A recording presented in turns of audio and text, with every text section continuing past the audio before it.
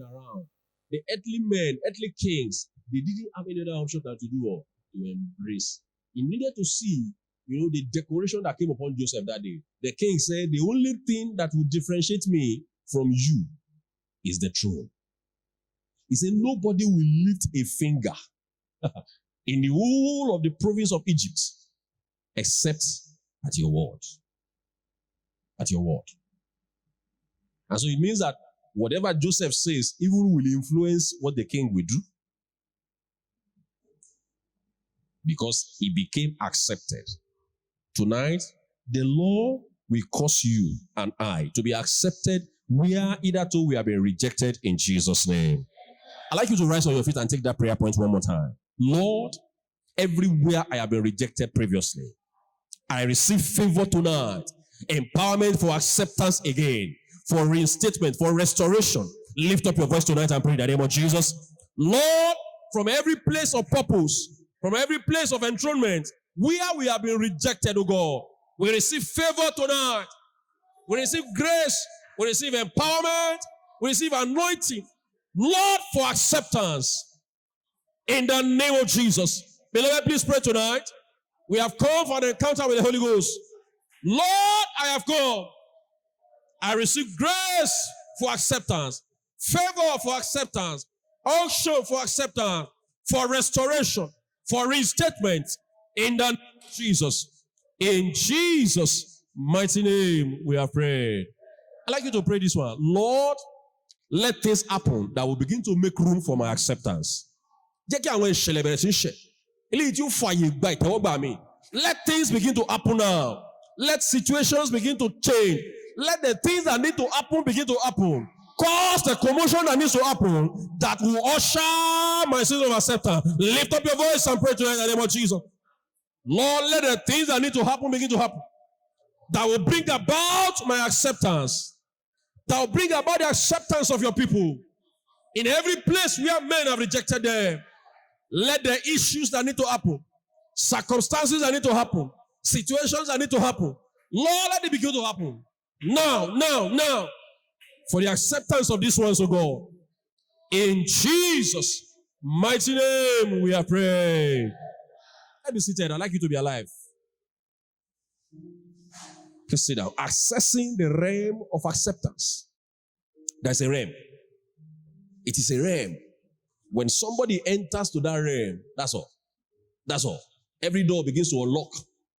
They unlock of their own accord with little effort. It's not a function of the things that you have done. It's a function of God. David is another man. He was a castaway guy. In fact, from the beginning of the life of David, I'd like to challenge you. Take time and just study David's life. And look at his emergence. Look at his, appearance on the scene of events in scriptures. And you will not but conclude that you need the same grace and favor with which God worked with David in your life. When Saul misbehaved, even Samuel was afraid to talk about replacing him. Hello? Did you hear me? 1 Samuel chapter 16. When God calls Samuel, say, for how long will you continue to mourn and cry? He said, rise, come to this place, come and go and anoint somebody. Samuel said to God, say, if Saul here, he will kill me. So let's just leave him there. Let's be continuing. Let everything just go like that. And God said to him, don't worry. Go there. Tell them you have come to do sacrifice. And then the story. When he got there, he said to Jesse, bring your boys. And he lined them up. And the first guy he had the qualification of a king. Who is that? Eliab. He was a giant. He was tall, handsome, presentable. All of the features that you needed for somebody to occupy the throne, he had. But he wasn't accepted by the King of Kings. And so when Samuel, the Bible says, when Samuel saw him, he said, here comes the king. And he wanted to pour oil. And God froze the oil. The oil froze because that was not the guy. And God said to him, no, I have not appointed him. And the Bible says, Jesse made all his 7 sons to pass before who? before Samuel. And the Lord did not pick any one of them. But you see, Samuel was sure that he had God. And he knew the address of where God sent him. That what God has told him is go to the house of Jesse. I have found somebody there. Now, if Jesse now says, these are all my children, and then God is saying to him there, none of these guys. Samuel faced Jesse again and said, sir, hey, Lomomon, are all these your children? You know, why will a father not remember that he has a son somewhere if that son was indeed a son? Bible commentaries and commentators tell us that it is probable. The Bible did not say. They say it is probable that David must have been given birth to Jesse by another woman. Hence, when the schemes of things are talked about, it is shameful to present him. Theologians, you know, they began to analyze, why would a man not present that man? And then you see the way he responded when Samuel challenged him. You see there is still one small one, one little one in the bush that is watching over the what? The sheep. And Samuel said, fetch him. We will not sit down until he comes. And so it means that when David was coming, he would not have the opportunity to go and freshen up, isn't it? He would not have the opportunity to go and shave, to go and wear new clothes. Because all these other guys have been told we are going for sacrifice. So they would have prepared themselves for a ceremonial wear that will make them presentable before the one who wants to pick. But that guy was coming straight raw. But when he came, the glory of God covered him. And the Bible says he was fair looking, a budding young man. And as he entered, the Bible says God spoke to Samuel and said, arise and anoint him. Tonight, that anointing for acceptance rests on somebody in the name of Jesus. It doesn't matter what the schemes of men have been over your life. I stand here and I declare that the oil of acceptance will come upon your head in the name of Jesus. In 1 Samuel chapter 16 verse 4, the acceptance of David was not a function of Luke, sir. Acceptance of David was not a function of what? Of Luke. He was not as tall as Eliab. But when you look at the features that the Bible described about Eliab, it tells you that success and acceptance in life is not a function of packaging. When Pastor was praying earlier, he talked about it. It's not a function of package. It's not a function of grammar. It's not a function of the education that we have. It's not a function of the connections. It is a function of the divine who has chosen to accept a man. And so, as you enjoy the covenant of divine acceptance that we looked at on Sunday, then you are launched into a realm of acceptance in the name of Jesus. It is not about connection. It is about divine approval that comes on the platter of favor. Did somebody hear me? It's about divine acceptance that comes on what? On the platter of what? Of favor. It's not a function of who you are or where you have been, where you schooled, who you know, or the kind of grammar, how polished, how refined. They are good. But when it comes to the realm of acceptance, it's a function of God who rules in the affairs of men. And tonight, it will look on you with favor in the name of Jesus. I'd like you to pray. Can you rise on your feet? Lord, look upon me with favor tonight. Look upon me with favor for acceptance tonight. In every area of life, Lord, look upon me with favor. Look upon me tonight with favor for acceptance in every area of life. Lift up your voice and pray in the name of Jesus. Lord, look upon my life. Look upon my case. Look upon my situation with favor for acceptance in the name of Jesus. There is a look of God that brings acceptance in the life of a man. Look upon us as a church. Look upon us as a nation for divine acceptance. In Jesus' name we are praying. Beloved, I think you don't understand that prayer. Look at Israel. In Deuteronomy, Moses said to them, Don't get full of yourself. It is not because of your number that the Lord has chosen you to win these nations. He said you are the fewest among all of them, but it has pleased who? God. To give you the land of the Jebusite, of the Canaanite, of the Amorite, of the Evite, of the... It is not because you have the military capacity. And today, indeed, you look at that country, very little, very tiny. But Akere Koro, because they carry something. Bí mo tilẹ̀ kéré, mo l'Ọlọ́run ńlá. Bí mo tilẹ̀ kéré, mo l'Ọlọ́run ńlá. Though I am small, I have a big God. And so men cannot just look down on you. I want you to pray one more time. Lord, look upon me with favor for acceptance tonight.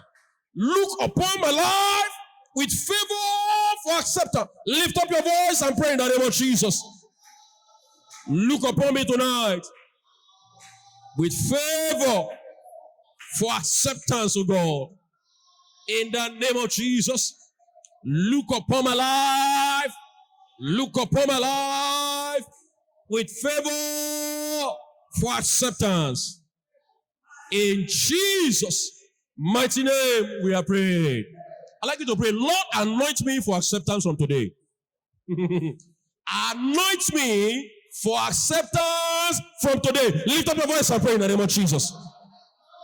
If I'm one of you, Lord, in every area where I appear, let the anointing for acceptance begin to run upon my head. The Bible says it will pour a fresh oil upon you. My oil shall thou lift up like that of the unicorn. Fresh oil for acceptance. Fresh oil for acceptance. Fresh oil for acceptance in every dimensions of life. In Jesus' mighty name, we are praying.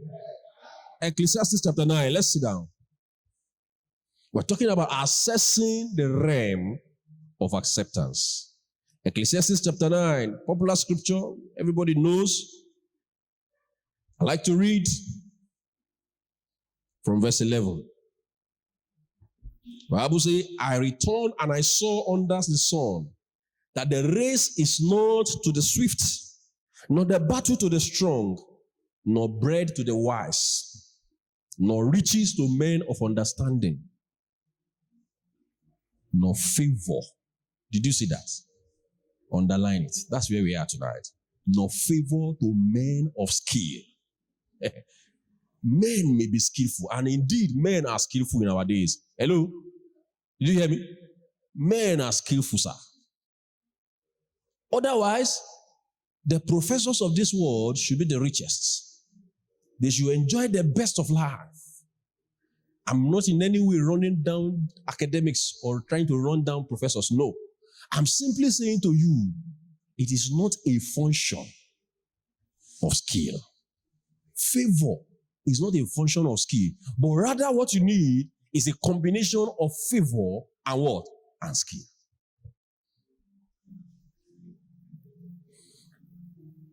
Solomon said, no favor to men of skill. But what did he say? Time and chance happened to them. That time and chance is what we have come to encounter tonight in the place of the Holy Spirit, in the place of power. Look at Saul. He was not destined to become a king. He was on the tribe of Benjamin. And God had said, the scepter of rulership will be where?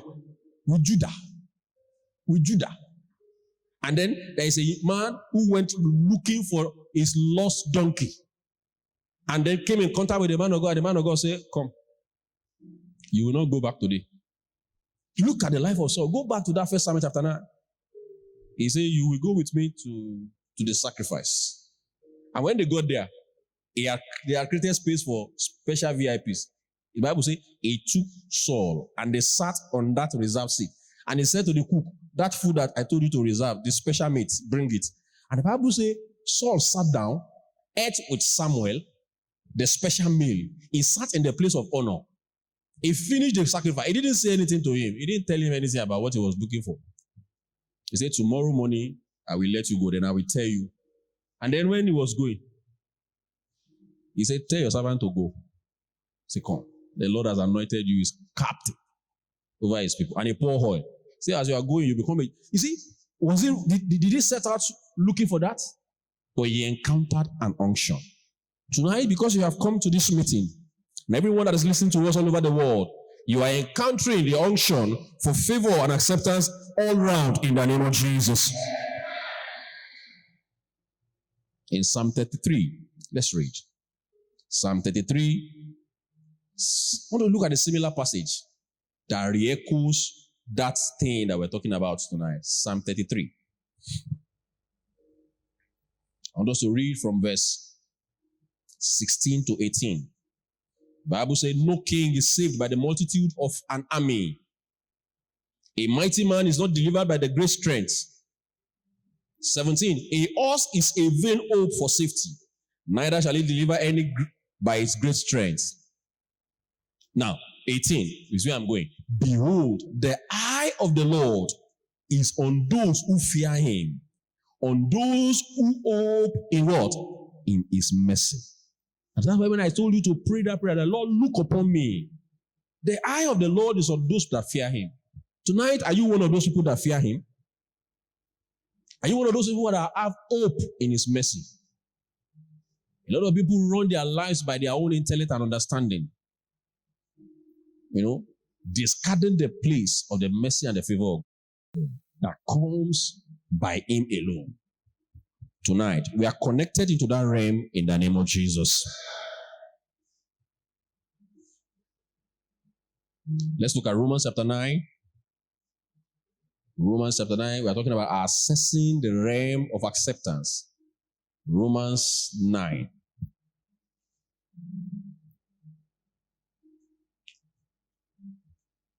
Paul.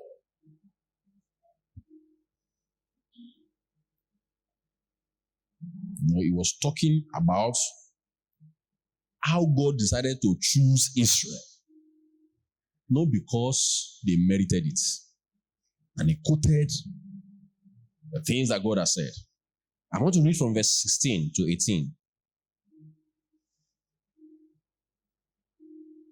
He says, so then it is not of him who wills, nor of him who runs, but of God who shows mercy. Verse 17, for the scripture says to Pharaoh, for this very purpose I have raised you up, that I may show my power in you, and that my name may be declared among the hearts. Now verse 18, therefore he has mercy on whom he wills. Hello? Did you read that clearly? Can we read it together? Once you go. Therefore, he has mercy on whom he wills, and on whom he wills, he hardens. But that first part says, he is a sovereign God. He owns the prerogative to display mercy to the man or to the woman that he has chosen. Tonight, you are a candidate for that mercy by the grace of God in the name of Jesus. I want you to pray as you are sitting down. Lord, have mercy on me that I may be accepted. Lord, have mercy on me that I may be accepted. Wherever I appear, wherever I show up, let the mercy of God that brings acceptance speak over my life. Lift up your voice and pray. Talk to the Lord even as you are seated. Lord, have mercy on me tonight that I may be accepted. That wherever I show up, wherever I appear on the scene, wherever my name is mentioned, Lord, mercy will speak forth for acceptance in the name of Jesus. In the name of Jesus. In Jesus' mighty name, we have prayed. I want us to pray tonight. So I'm just going to go through this quickly, and I want to release you into time and a season to pray. At some other times, sin can bring rejection in the life of a man. Sin can bring, we are talking about assessing the realm. We have seen that assessing that realm of acceptance is a prerogative of God. It can come by the unction. It's by the mercy. It's by the favor of God. It's not a function of the things that you can do or that you know. Those are things that we have established from some of those scriptures that we have read. But again, another dimension is that sin can make a man to be rejected. So even when a man is already accepted, sin can blemish his life. Sin can disdain him, can discolor him. can bring about a discoloration. And men will look at him and they say, no, because the glory have been blurred by sin. Zechariah chapter 3. There's a man of God by the name called Joshua, the high priest. Was not just an ordinary priest. Zechariah chapter 3, from verse 1. The Bible says, I saw Joshua the high priest and Satan standing at his right hand, contending with him. Why? Certain things were found in him. His garments were filthy. But at that point also, something spoke for him. What was it? It was just the mercy of God. Can we read together? Zechariah chapter 3. Joshua the high priest almost lost it, if not for God. Joshua the high priest almost lost it, if not for God. The Bible says in verse 1, then he showed me Joshua the high priest standing before the angel of the Lord, and Satan standing at his right hand to do what? To oppose him. You will give room for the devil to oppose you in life if you continue to indulge in sin. If we give room for sin in our lives, it will give leverage, it will give access, it will give free time, opportunity to the devil, to Satan to do what? To oppose. That is one of his special area of specialization. Remember Job. You see how Satan began to plead with God, to argue with God, and began to bring different dimensions until Job was entirely wasted. But God had helped him. So you find Satan will always show up and say, is this the person you want to help? Is this the person you want to favor? Is this the person you want to accept? No, look at his life. No. Forget about the camouflage of what he's doing in the church. Forget about the camouflage of how he behaves when he's on the altar. Look at his life in the privates. And he begins to bring them out. Look at the evil thoughts. Look at the evil words. Look at the dangerous things that he indulges in. Beloved, tonight, as we assess the realm of acceptance, we need to deal with our inner man. Our walk with the Lord must be right. We must not give room to the enemy. Don't give room to him. The more we allow him, the more the devil will have opportunity to oppose us. And I pray tonight, the mercy of the Lord will wipe off every sin, every iniquity that has been written on our account in the name of Jesus. And so that is why when we say, pray for forgiveness of your sin, don't take it for granted. Yes, we've given our life to Christ. The Bible says, he who is born of the Lord does not sin. He who sins is of the devil. And so if you say you are not of the devil, then sin should not be found in you. It must be deliberate. Deal with it. Romans chapter 7, Paul was talking about an argument between the flesh and the spirit. He said, who shall deliver me from this body of death? The things that I do not want to do, they are the things that I am doing. He said, but glory be to God who has given us Jesus, who died. And then he says, if the spirit of him that raised Christ from the dead is in me, it will do what? It will quicken our mortal body. The mortality that is in all that gives us room to be able to play with sin, we die. And we must be deliberate. You see, you don't take it easy with your body. Was it some Sunday or I can't remember last Sunday or upper Sunday that Daddy was saying here, you deal with your flesh. Or was it last week Wednesday? You must deal with it. Because now you are a candidate that God wants to accept. And you are an ambassador. And God will not like it that he will look at his ambassador being tainted with sin all over the place. I pray that the Lord will help us in Jesus' name. And so what happens is that the moment sin enters, what does the devil do? He places a mark of rejection on a man.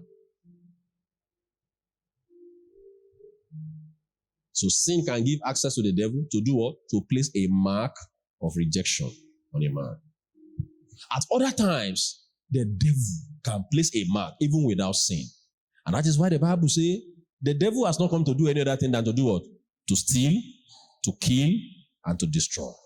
And so when he has marked somebody to steal, to kill, and destroy, it doesn't matter whether the person is righteous or not, he can place a mark of rejection. And so everywhere the man appears, men are seeing something different. There are manipulations in our own world. And that is why the Bible says in Ephesians chapter 6 that we should not be ignorant of the devices of the wicked. And it says, the weapons of our own warfare are not what? They are not carnal. They are mighty through God to do what? To the pulling down of stronghold and every evil imagination that elevates themselves, that lifts themselves against the knowledge of Christ. So everything that is not of God in you, that has been done by the enemy to limit you, to keep you down, tonight, the blood of Jesus will erase them in the name of Jesus. I want you to pray, Lord, erase every mark of rejection upon me. Can you rise on your feet? Every mark of rejection that sin has brought into my life, that I have brought upon myself, that the enemy has brought upon me. Three things. Lord, every mark of rejection that sin has brought, that I have brought upon myself, that the world and the devil has brought upon me, let the blood of Jesus tonight wipe them off for my acceptance. Lift up your voice and pray in the name of Jesus. Gbogbo àmì ìjákulẹ̀ tí ọ̀tá àti èṣù àti ẹ̀ṣẹ̀ àtẹ̀mí fúnra mi ti fọwọ́ ara mi fà sínú ayé ara mi. Wọ́n lọ àfẹ̀jẹ̀ wẹ̀ dànù ní àṣálẹ̀ yìí. Lord, wash me with hyssop and I will be clean. With your blood, every mark of rejection is cleansed in the name of Jesus. In Jesus' mighty name, we are praying. For us to benefit the full provision of God, for God to listen to you, for him to erase the mark of rejection of the enemy, you have to be his own. Beloved, if we are not right with God, tonight's another opportunity for us to rededicate our lives unto him. God doesn't fight the battle of people that do not belong to him. You cannot find the army of Gambia now, go and fight for Guinea-Bissau. Except they are part of a peacekeeping mission. They cannot just enter. Even as close to Senegal as we are, apart from those who are part of the economic forces, if they cross the boundary and shoot in this place, it's problem, isn't it? It happened recently and there was altercations between the two countries. Despite that, we have so many Senegalese army joining the forces of ECOMIG. But the moment they walk outside of the mandate of ECOMIG, they cannot. Even when they see something happening here, they will not, because it's not their territory. You see, the God is limited in dealing with our lives because we have carved out our life as not belonging to him. And so he will fold his hands. This one doesn't belong to him. He will only fight for those that belong to him. Access to the realm of acceptance is a food of the children that belong to him. The moment you stray out, the Bible says, he who breaks the edge, what will happen? If you don't want the serpent to bite you, then you need to stay within the what? Within the boundaries of where God has kept us. And I see God helping us tonight in Jesus' name. Tonight I want you to pray. And we are entering into a session of prayer now. I want you to be alive. I want you to start by pleading for the mercy of God tonight. I say, Lord, mercy, Lord. Mercy over my life. Mercy tonight to wipe off every record of sin, every record of iniquity that the enemy may be pleading, that the enemy may be presenting before you. Lord, have mercy. Lift up your voice tonight and pray in the name of Jesus. And as you say, Lord, have mercy upon me. Have mercy upon my life. Have mercy upon my destiny. Have mercy upon my situation. Have mercy upon my home, upon my children. In the name of Jesus, have mercy. Have mercy. Have mercy, Lord. We have come. Lord, let your mercy speak. Let your mercy speak. In all areas of my life.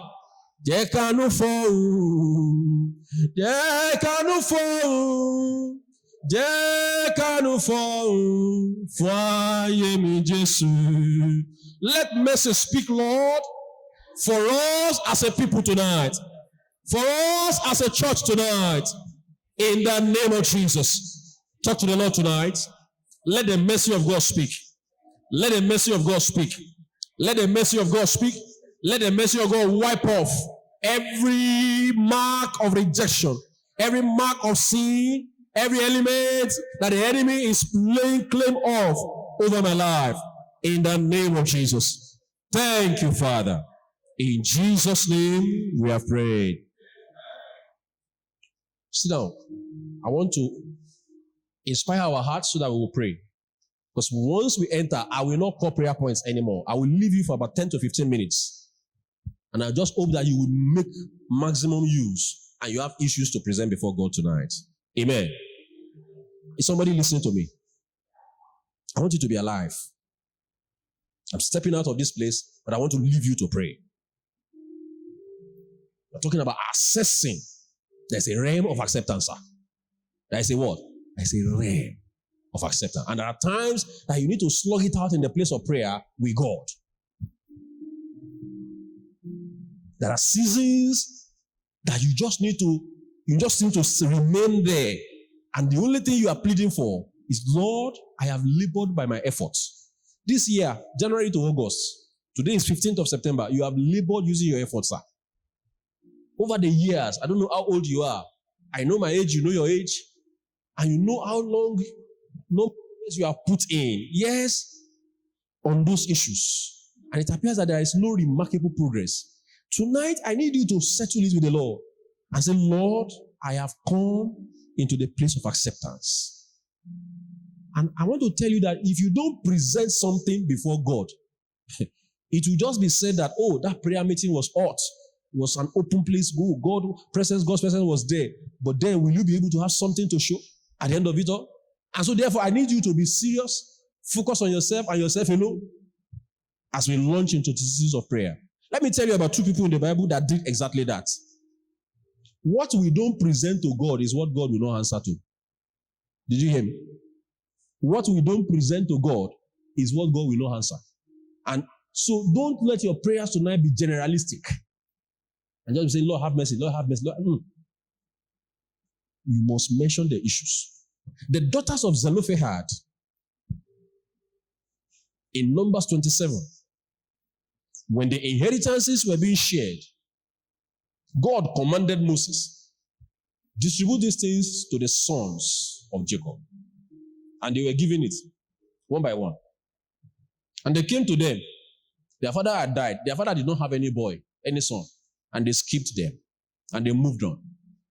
In Numbers 27, the Bible said the daughters of Zelophehad came to Moses and said, Sir, the people that sinned, God killed them. Our father was not one of them. So why are you not giving us something? Because he did not born boy. And Moses, that was a request that was unusual. I want you to present unusual request tonight. That's where I'm going. Is somebody listening to me? That was not a conventional request. It didn't come from the conventional people. And so Moses did not have an answer. Are there issues in your life that men do not have answers to? Beloved, you have come to the one who have answers to them. Moses took their request. He said, go, give me time. He went to God and said, sir, this one, the argument looks logical, but it doesn't align with what you told me. So what do I do? And the Bible says, I think in verse 4, God said to Moses, he said, they are right. That is the starting point. What is that? Acceptance.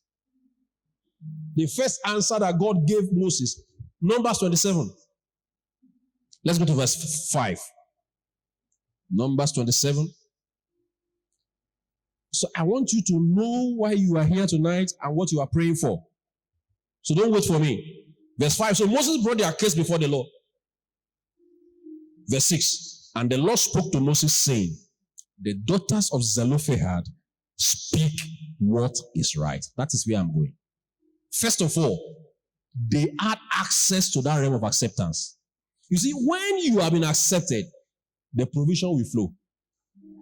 God said to Moses, listen, what they have said is correct. Now, every other legality can be built on that foundation of correctness. When the foundation is not right, nothing can be built on it.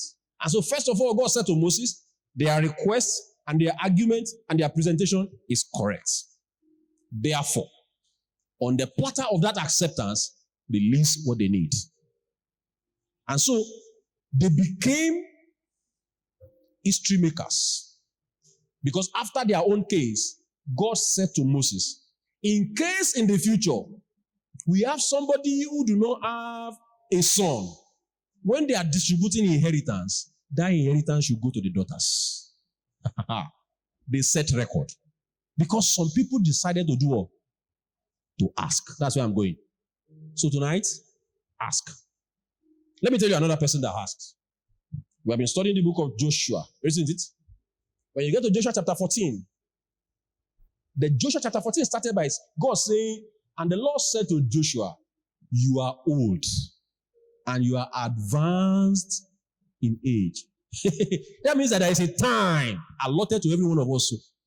So if you don't ask within the time that is allotted for you, when that time expires, you will give account, because God will say, why did you come now? And so when God in heaven could see that Joshua was old, Caleb also saw that Joshua was old. Hello? Did you hear me? Caleb also saw that Joshua was old. You know what they were doing? They were fighting, conquering the land. As they conquer, they will share. That was the model. So they've conquered they have settled 2 people before Jordan. When they cross, they conquered some 5 nations. When they conquer them, you will share it. When they conquer, which is normal, isn't it? But the Lord told him and said, at this place that you are going, you can't fight again. And there are still more grounds to conquer. And so God started to tell him, and so Caleb quickly came forward and said, okay, 45 years ago, remember, this place was given to me. He came to make a demand. And why couldn't Joshua resist him? Because an acceptance has already been granted, ab initio. In Matthew chapter 7, the Bible says, ask, and it shall be given. Knock, and you will find. Seek. So tonight, that is the point that you have come to. I'm going to release you now over the next 5, 10, 15 minutes to pray. I don't know what areas of your life that you need that acceptance. And you are free, whether you want to sit down, whether you want to stand up, whether you want to kneel down, whatever state that is convenient. Just be sure that you are not sleeping. And if you like, you can sleep. You need to begin to list those areas of your life. Have you been applying for admissions over and over, and it has been rejection and rejection and rejection? Have you been applying for visa? Have you been meeting with rejection in relationships? You try this one, it fails. You try this one, it fails. I want you to begin to highlight those issues before the Lord. Have you been rejected for promotion in your place of work? Your business proposals have been rejected every time you present it. Men don't look upon it with favor. Is it that men reject you for help? Everywhere you turn to for assistance, nobody looks at you. Tonight, you have come into the place where you can access that realm of acceptance. Can you rise up on your feet and say, Lord, I have come. And begin to lay the issues before the Lord tonight. Say, Lord, these are the issues of my life. I have labored by my strength thus far. I switch into the gear of